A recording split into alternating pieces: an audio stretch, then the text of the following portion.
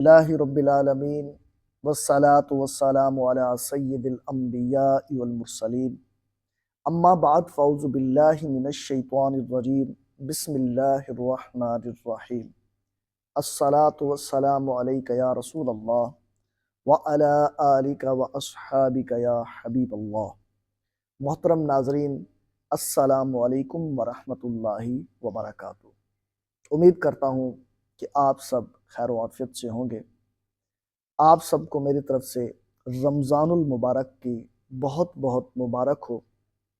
بابرکت مہینہ رمضان کا شروع ہو چکا ہے، تو اس حوالے سے آپ سب دوستوں کے ساتھ جو ہے وہ میں ایک اہم ترین مسئلہ جو ہے وہ شیئر کرنا چاہتا ہوں۔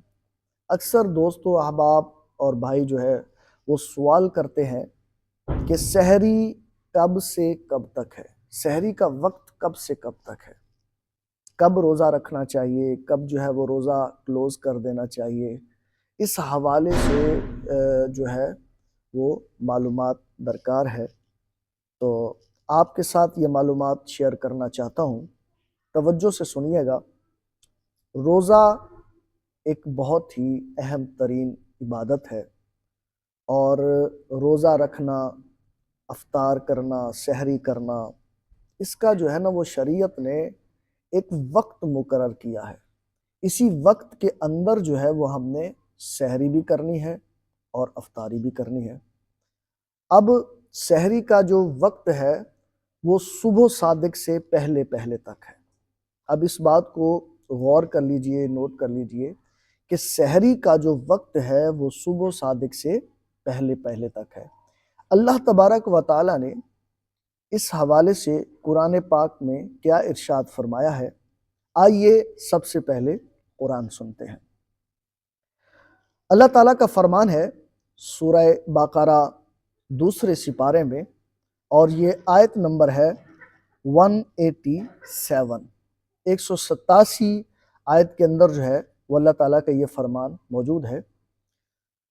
اللہ تعالیٰ فرماتا ہے وَكُلُوا وَاشْرَبُوا، اور کھاؤ اور پیو، حَتَّى يَتَبَيَّنَ لَكُمُ الْخَيْطُ الْأَبْيَضُ مِنَ الْخَيْطِ الْأَسْوَدِ مِنَ الْفَجْرِ، یہاں تک کہ تمہارے لیے فجر سے سفیدی کا ڈورا سیاہی کے ڈورے سے ممتاز ہو جائے۔ ثُمَّ أَتِمُّوا الصِّيَامَ إِلَى اللَّيْلِ، پھر رات تک جو ہے وہ اپنے روزے کو مکمل کرو۔ یہ اللہ تعالیٰ کا فرمان ہے قرآن پاک میں۔ تو یہاں جو ہے حضرت نعیم الدین مراد آبادی رحمۃ اللہ تعالیٰ علیہ نے تفسیر خزائن العرفان میں اس آیت کے تحت یہ تحریر فرمایا ہے کہ یہاں رات کی جو سیاہی ہے، تو یا سیاہی سے مراد رات اور سفیدی سے مراد جو ہے وہ صبح صادق ہے۔ تو یعنی صبح صادق تک جو ہے وہ ہم سحری کر سکتے ہیں۔ مغرب کے بعد سے لے کر صبح صادق تک جو ہے یہ کھانا پینا جو ہے وہ جائز ہے، مباح ہے۔ صبح صادق کا جب وقت ختم ہو جائے گا تو اس کے بعد سے فجر کی نماز کا وقت شروع ہو جاتا ہے۔ تو اب جو سحری کا وقت ہے وہ صبح صادق سے پہلے پہلے تک ہے۔ اب فار ایگزامپل اگر سحری کا آخری وقت جو ہے، صبح صادق کا جو آخری وقت ہے وہ ہے 5:25، تو اب 5:25 سے پہلے پہلے ہم نے سحری مکمل کرنی ہے۔ 5:25 کے بعد ہم نے کچھ نہیں کھانا۔ اب اگر مسجد سے اعلان ہوا ہے، اگر 5:25 سے پہلے، اگر 5:22 پہ اعلان ہوتا ہے، 5:23 پہ اعلان ہوتا ہے کہ سحری کا وقت ختم ہو گیا ہے، روزہ بند کر لیجئے، تو اس دوران اگر 2-3 منٹ رہتے ہیں اور 1-2 لقمے کھا لیے ہیں یا 1-2 گھونٹ چائے کے پی لیے ہیں، تو اب اس کا روزہ ہو گیا۔ اور اگر وہ اعلان وقت کے ختم ہونے کے بعد ہوتا ہے، اس چیز کو آپ نوٹ کیجئے گا، اگر اعلان ہوتا ہے وقت ختم ہونے سے 2-4 منٹ پہلے، تو اگر آپ اس وقت 2-4 گھونٹ چائے کے پی لیتے ہیں یا پانی کے پی لیتے ہیں، یا آپ جو ہے وہ روٹی کھا لیتے ہیں، کوئی 2-4 لقمے کھانے کے کھا لیتے ہیں، تو روزہ ہو جائے گا۔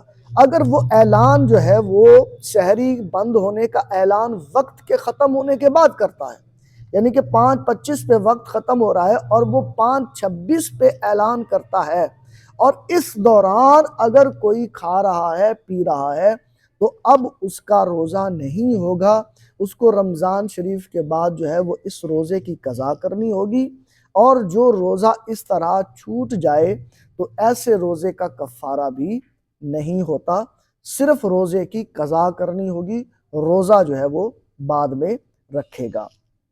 اسی طرح جو ہے وہ دوسری غلطی جو یہ ہوتی ہے وہ یہ کہ جس وقت اذان ہوتی ہے، اب پہلے تو لوگ کھاتے رہتے ہیں پیتے رہتے ہیں، اب وہ انتظار کرتے ہیں اذان کا، کبھی کسی مسجد میں اعلان نہیں ہوتا، اب ڈائریکٹ اذان ہو جاتی ہے۔ تو یہ بات ذہن نشین رکھ لیجئے، یہ بات کو اچھی طرح سے سمجھ لیجئے کہ جو اذان ہوتی ہے وہ سحری کے ختم ہونے کا اعلان نہیں ہے۔ توجہ سے سنیے گا، جو اذان ہے یہ سحری کے ختم ہونے کا اعلان نہیں ہے، بلکہ اذان جو ہے یہ نماز فجر کے لیے دی جاتی ہے۔ تو لہٰذا جو اذان کے دوران کھا رہا ہے پی رہا ہے تو اس کا بھی روزہ نہیں ہوگا۔ تو اس کا آج کل تو بہترین سہولت ہے، اور وہ سہولت یہی ہے کہ جو ہے نا اوقات کار مساجد میں بھی لگے ہوئے ہوتے ہیں، اور کیلنڈر بھی ملتے ہیں، اور باقاعدہ طور پہ جو ہے نا چھوٹے چھوٹے کیلنڈر ملتے ہیں سحر و افطار کے، جو ہے نا ہم وہ کیلنڈر لے کے ایک اپنے گھر پہ لگا لیں، ایک اپنے گھر پہ رکھ لیں کہ جس میں سحری کا وقت بھی درج ہو، افطاری کا وقت بھی درج ہو، تو ہم اس وقت سے پہلے جو ہے وہ ہم سحری کر لیں، اور جو ہے نا وہ اذان کا انتظار نہ کریں، اور اسی طرح افطاری کے وقت میں ہم افطاری بھی کر لیں۔ تو انشاءاللہ عز و جل اس انداز میں اگر ہم احتیاط کریں گے تو ہمارے روزوں کی بچت ہو جاتی ہے۔ لا علمی کی وجہ سے جو ہے نا بہت سی بہنیں بہت سے بھائی جو ہے وہ اپنا روزہ جو ہے وہ ختم کر بیٹھتے ہیں، تو اس لیے یہ احتیاط کرنا جو ہے وہ لازمی ہے۔ اللہ تعالی ہم سب کو عمل کی توفیق عطا فرمائے، سب بھائیوں کو سب بہنوں کو جو ہے وہ روزہ رکھنے اور اسے مکمل کرنے کی توفیق عطا فرمائے، آمین بجاہ نبی الامین صلی اللہ تعالی علیہ وآلہ وسلم۔ مجھے بھی اپنی دعاؤں میں ضرور یاد رکھیے گا۔ انشاءاللہ عز و جل اگلی ویڈیو کے ساتھ ہم پھر ملیں گے، اور روزے کے حوالے سے تراویح کے حوالے سے مزید مسائل جو ہے وہ آپ کے ساتھ شیئر کیے جائیں گے۔ اللہ تعالیٰ عمل کی توفیق دے، آمین۔ السلام علیکم ورحمۃ اللہ وبرکاتہ۔